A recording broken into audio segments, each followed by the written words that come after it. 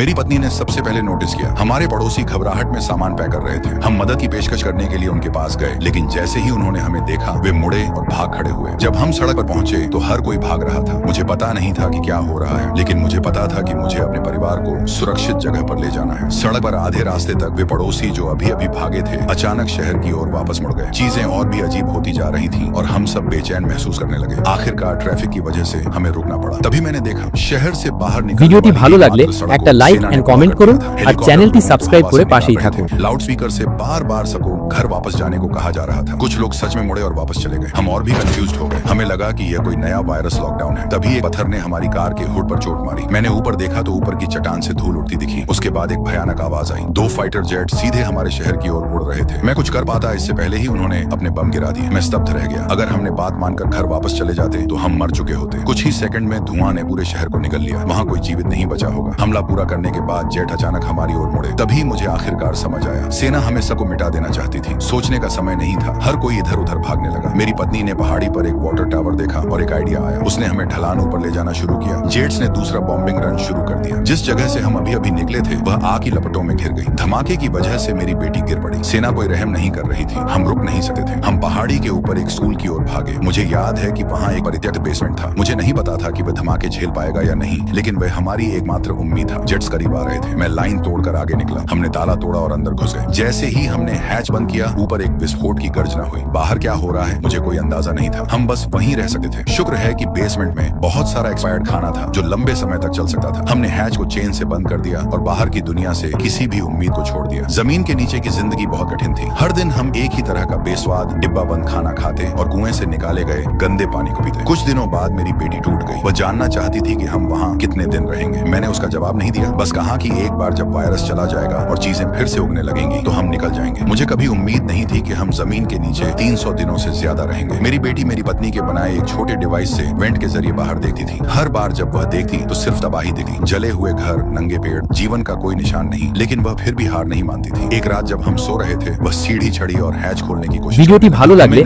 একটা like and comment করুন আর চ্যানেলটি সাবস্ক্রাইব করে পাশেই থাকুন। बम और भाग एक रास्ता कोर्स